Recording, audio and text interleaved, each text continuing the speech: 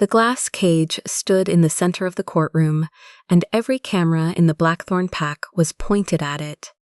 Selene Vale stood inside it with her wrists bound in silver cuffs, her prison gray uniform hanging loose over her shoulders, her head bowed just enough to keep the guards from striking her, but her eyes never once dropped to the floor.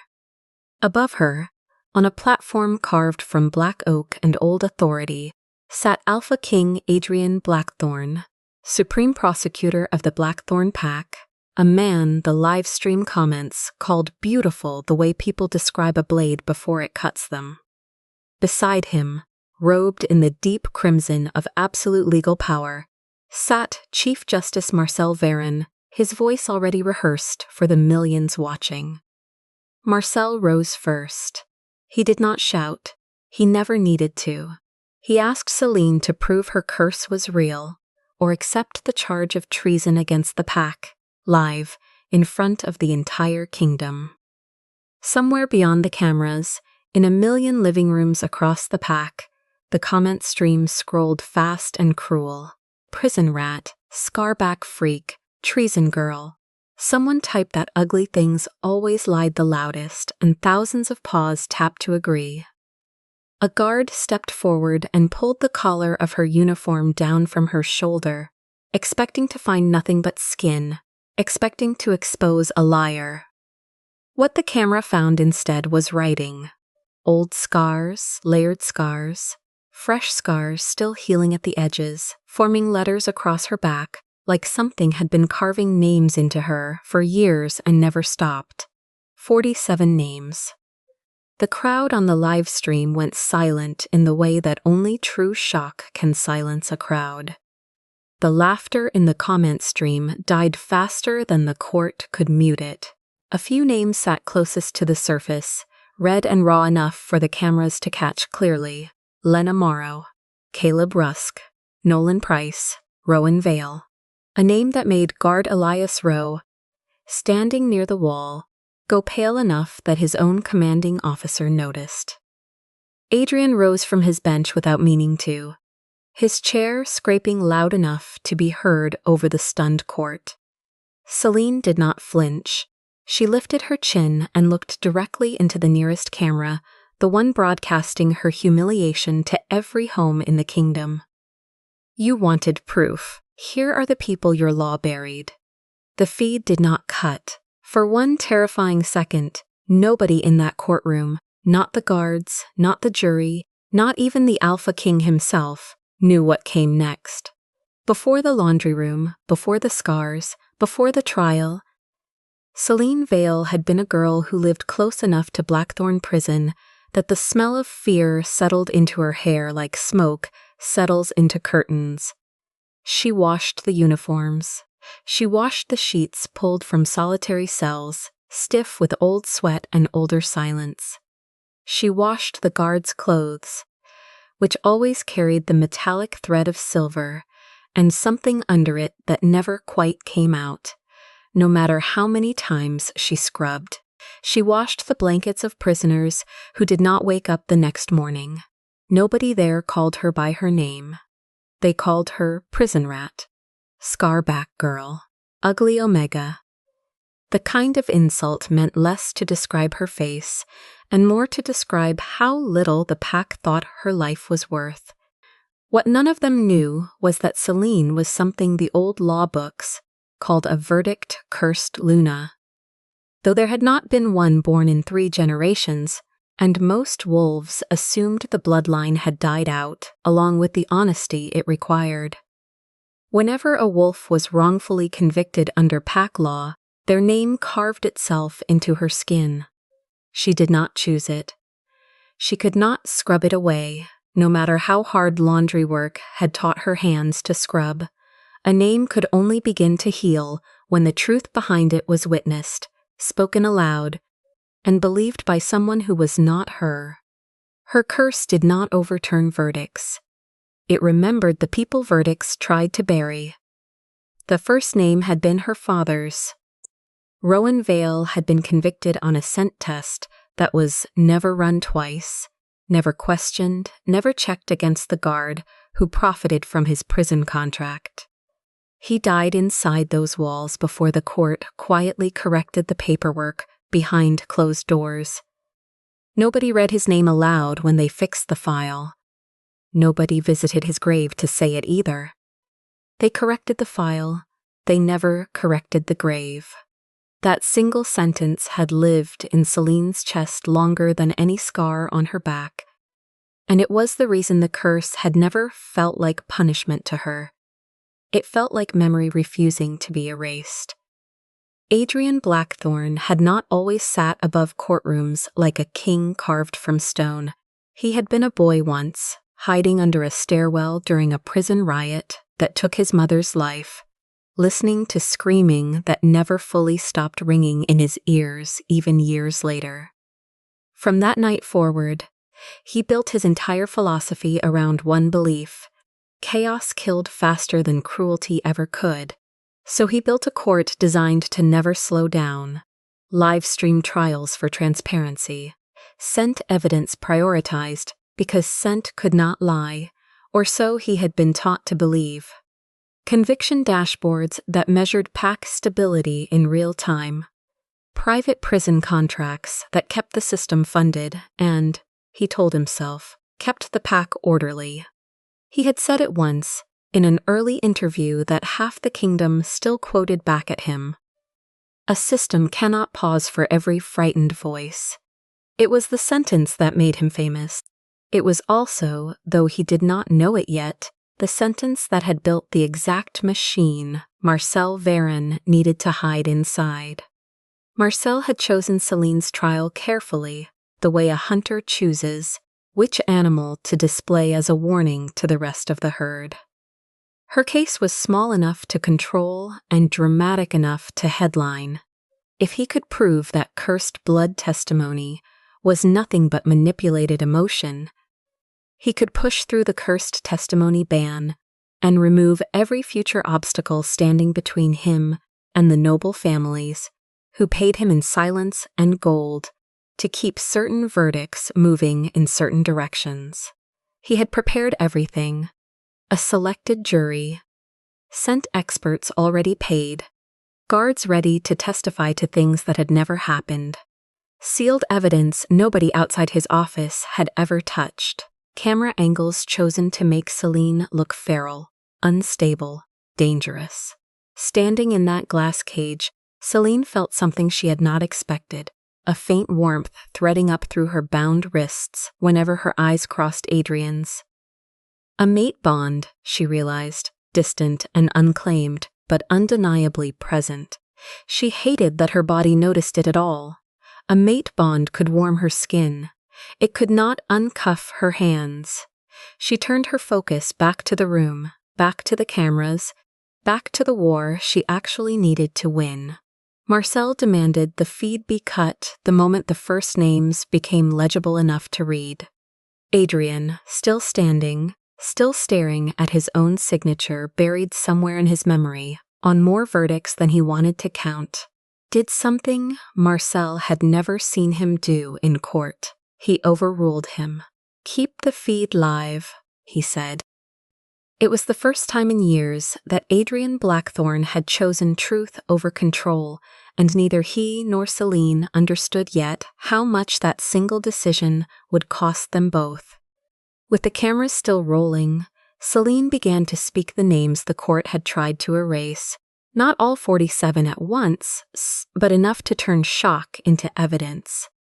Every name pulled at her skin like a hook dragged slow through old thread.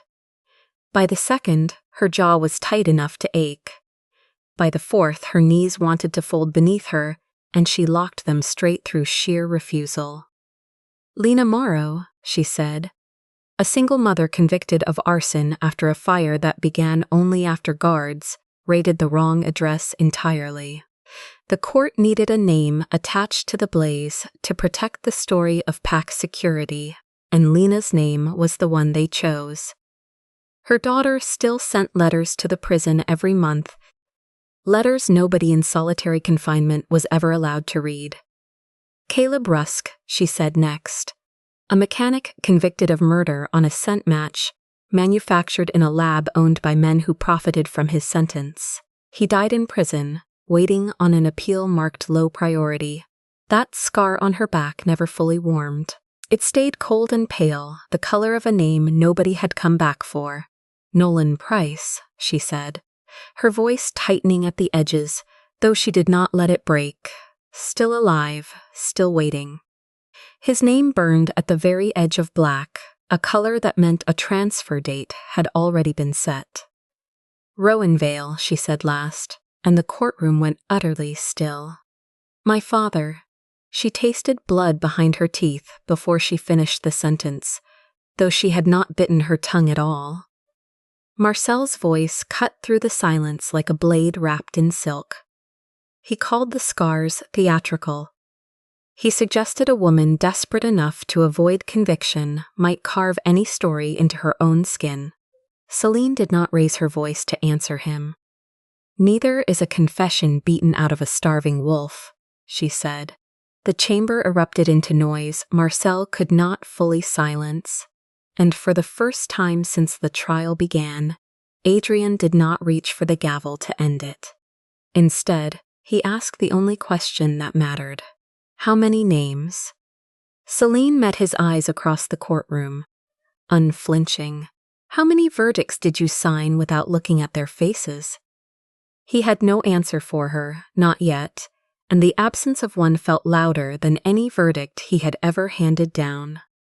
In the hours that followed, Adrian ordered Selene moved to a secure witness room rather than back to a holding cell, a decision that earned him a look of open suspicion from Marcel and a flicker of cautious relief from Selene that she refused to let show on her face.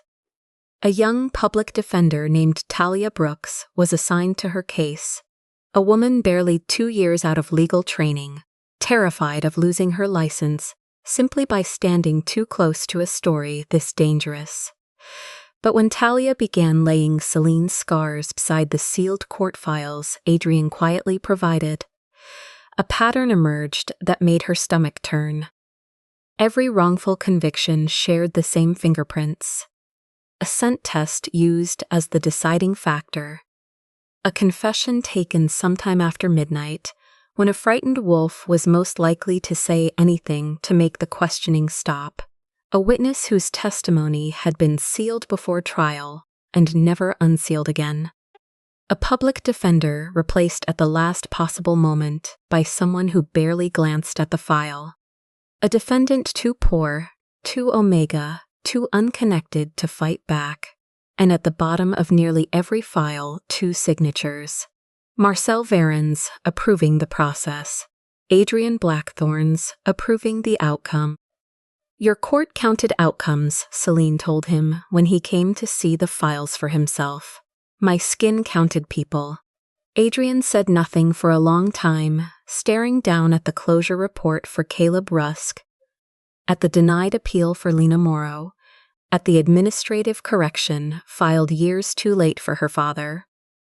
A correction that had never once mentioned the word innocent in a public record anyone might have read. The worst file was Vale's. Adrian had not signed the original conviction. He had been little more than a boy himself when that verdict was handed down. But his own signature sat at the bottom of the correction, the quiet one, the one that closed the file without ever opening a courtroom to say it aloud. He had not killed Selene's father. He had simply helped the court bury the apology it owed him. For years, Adrian had believed a signature was the end of a case. Now he saw what it had been for the people beneath it, the beginning of a cage. It was in that same room, only a day later, that Selene noticed the scar bearing Nolan's name had darkened further, the black bleeding closer to its center, a sign she recognized with cold, immediate dread. His transfer had been moved up. Nolan Price had once pulled her out of the laundry room floor when a guard named Elias had gone too far with his hands, had stood between her and a punishment she still felt in her spine some nights. He was the reason she had survived long enough to become the woman standing trial today. She could not watch him disappear into a transfer van toward a death nobody would ever be forced to answer for, so she made a choice she would regret for the rest of her life. She wrapped a bandage over his name and told no one. Not Adrian, who might act too publicly and get him killed faster. Not Talia, who was already stretched thin trying to protect the case. Not Mrs. Price, who deserved to know but who Selene feared might do something desperate. Not the prisoners who whispered rumors fast enough to reach the wrong ears. She tried instead to send a quiet warning through an old contact inside the prison, a message meant to buy Nolan time without exposing him to the court at all. Marcel found out anyway. He always found out. The only witness in Nolan's original case was found dead within 2 days, ruled an unrelated incident before anyone could ask a second question. The evidence locker, holding what remained of his file, burned that same week, an electrical fault officially. Nolan himself was beaten inside the transfer van before Adrian's people could intervene. Left alive but barely, a message meant for Selene as much as for him. Mrs. Price came to find her afterward, her hands trembling not from fear but from something colder. "I hid his name because I was afraid the court would kill him," Selene told her, the words tasting like ash. Mrs. Price's eyes were dry, but her voice cracked anyway. "The court already stole my son's name. You were the first person who could give it back, and you hid it too." When Nolan was finally well enough to speak, his words cut deeper than his mother's ever could. "If my name matters only when you choose to speak it," he asked, "how are you different from them?" Selene had no answer that did not feel like an excuse. And for the first time since the trial began, she understood that carrying truth alone was not protection. It was just another kind of burial. Adrian requested to see the inside of Blackthorne Prison himself, not as an inspection with cameras trailing behind him, not as a performance of leadership, but as a man finally willing to listen. Selene warned him she would not walk behind him like a prisoner being escorted. He did not argue. "Then I follow," he said, and for once he meant it. Inside, he saw things his dashboards had never shown him. Scent cuffs tight enough to leave permanent scarring on wrists too thin to fill them. Confession rooms with cameras positioned to capture nothing useful at all. Laundry sheets treated with chemicals meant to mask the smell of blood rather than remove it. Solitary cells with no logs, no records, no proof that the wolves inside them had ever existed at all in the eyes of the law. An old prisoner pressed his hands against the bars as Adrian passed, his voice rough from years of disuse. "You read my sentence in 12 seconds, he said. "My daughter has been waiting 12 years to hear you say my name." Adrian did not raise his voice to command silence. He did not use the weight of his title to end the conversation. He simply stood there and let the man's anger land, unblocked, unfiltered, undeserved of anything softer than the full truth. Selene watched him from a few feet away, still angry, still wary, but noticing, despite herself, that he had chosen to stand still inside the noise instead of silencing it.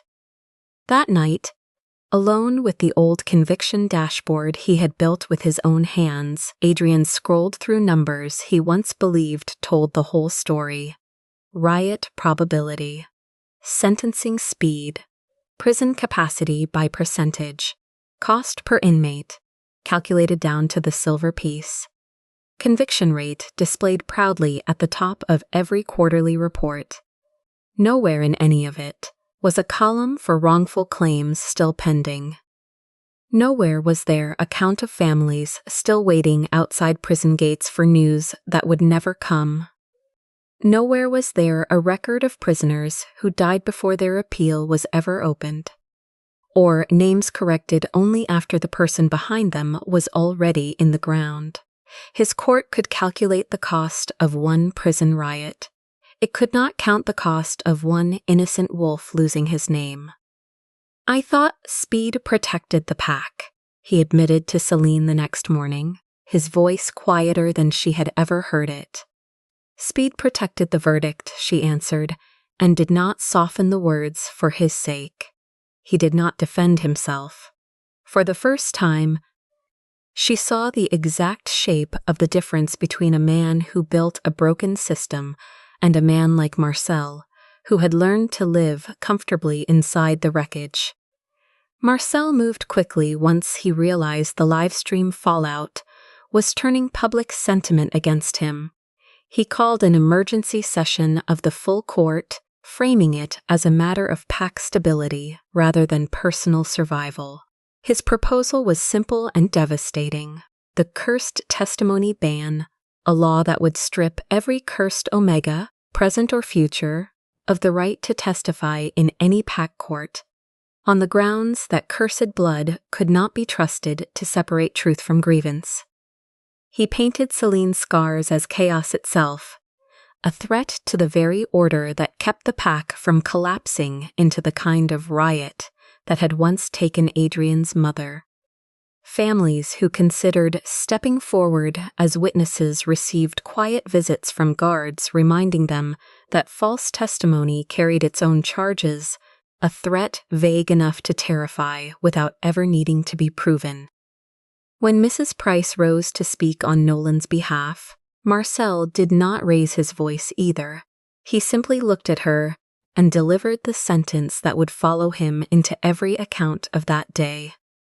"A grieving mother is not a witness, Miss Vale," he said, though his eyes were on Mrs. Price the entire time. "She is a liability with tears." Selene felt her pulse spike so hard the scar over her father's name began to ache. Marcel was not finished. "Justice is not truth, Miss Vale," he told her directly, his voice smooth as poured wax. "Justice is the story a frightened pack agrees to obey." He let that settle before adding the words that revealed exactly what kind of man he truly was. "Innocent prisoners are unfortunate. Unstable courts are fatal." Adrian's hand moved toward the authority that could end the vote with a single alpha command, a raw exercise of power that would silence Marcel instantly. Selene stopped him with a look before he could use it. If he solved this with command, the court would still revolve around whoever held the most power in the room. She needed something Marcel could not simply override with a louder voice or a colder threat. She needed witnesses who could not all be silenced, threatened, or burned out of existence one at a time. Working through the night with Talia, Selene built what would come to be called the witness map, a structure that finally did what her curse alone never could. Each scar was matched to its original verdict, its scent test source, its confession record, its missing witness, its family testimony, its injury logs from inside the prison, its judge's signature, and every contradiction buried beneath official paperwork.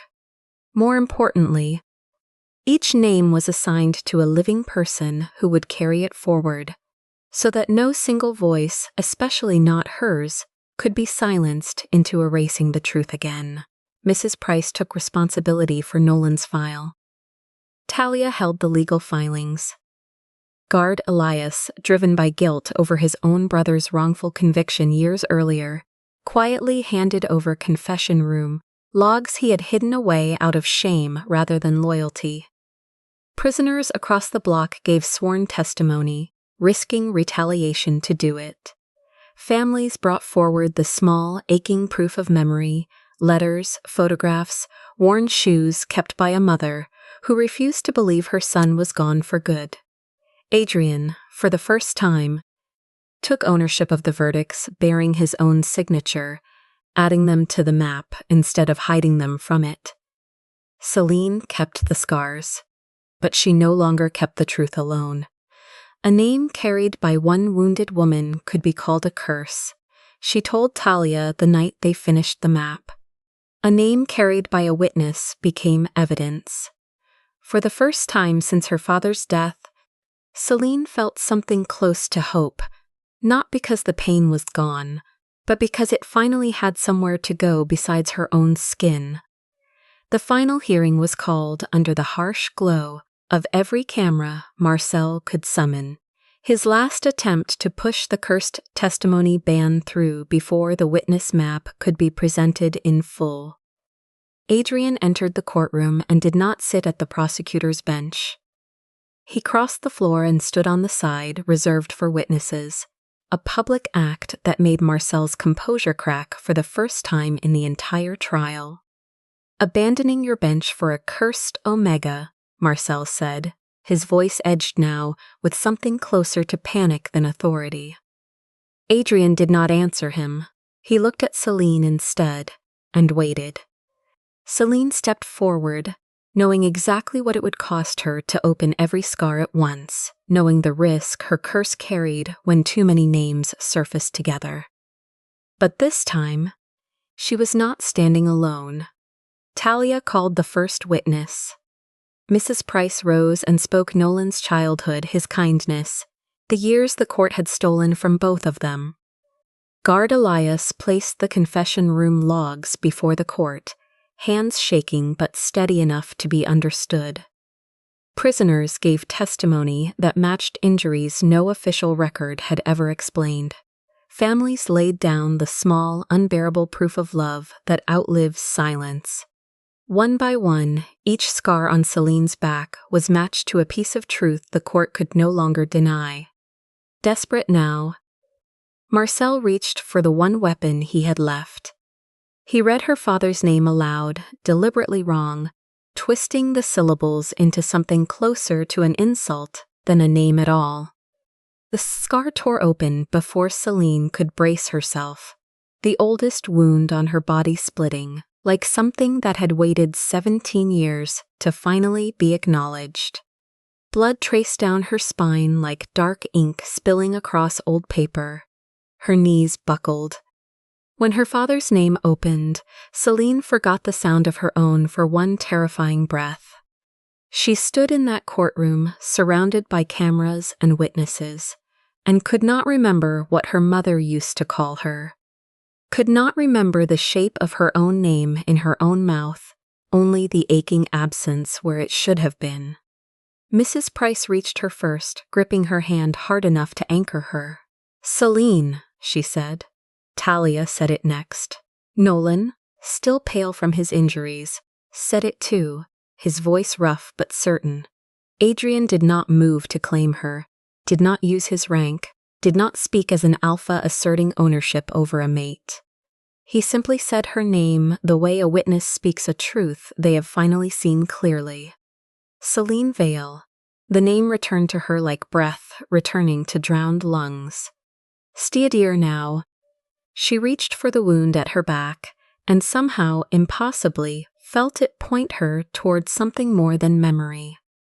The scar led investigators to a sealed drawer in Marcel's private chambers, one his own guards had never dared to open, containing a paid verdict ledger stretching back decades, and the original, unaltered scent lab record from her father's case, proof that Marcel had been selling verdicts long before Selene was ever born.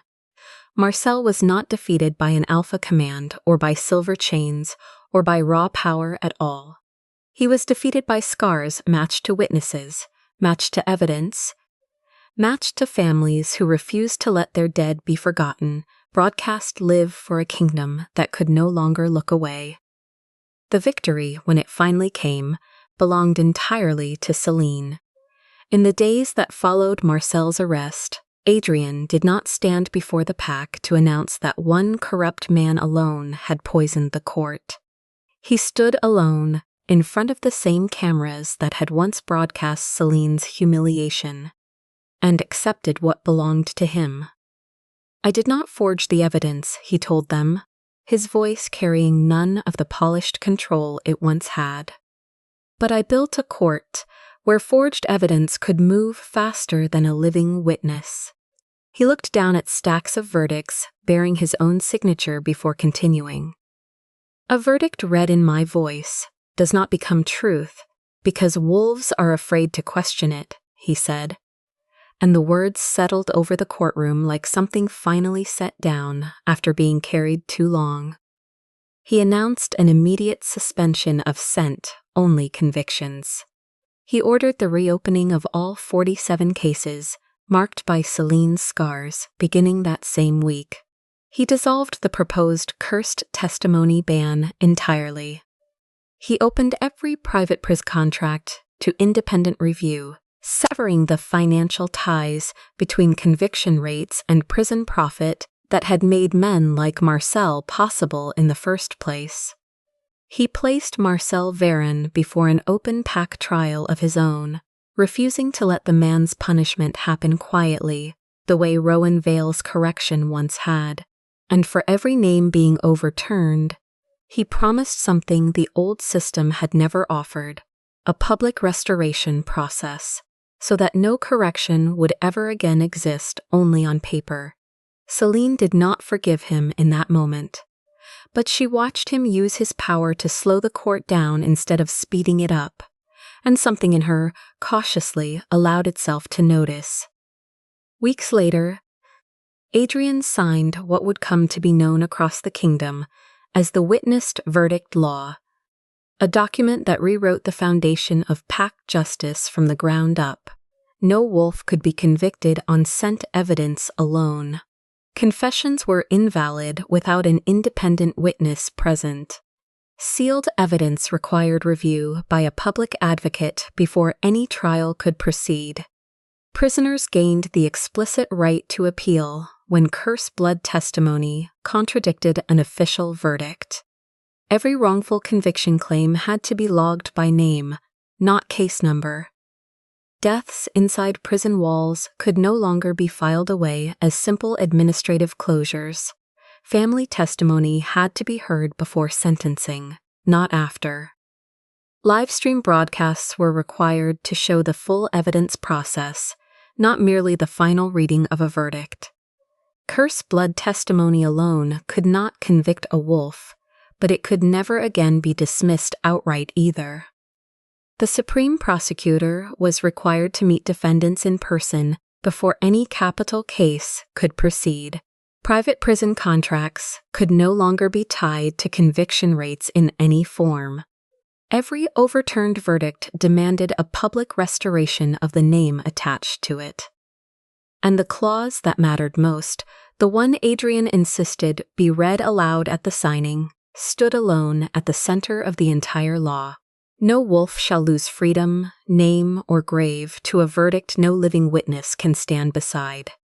Selene was given a new role that day, not chosen by mate bond, not granted by any claim of Adrian's, but earned through every scar she had carried alone for far too long. She became known across the kingdom as Keeper of Unburied Names, the one whose voice the court was now bound by law to hear.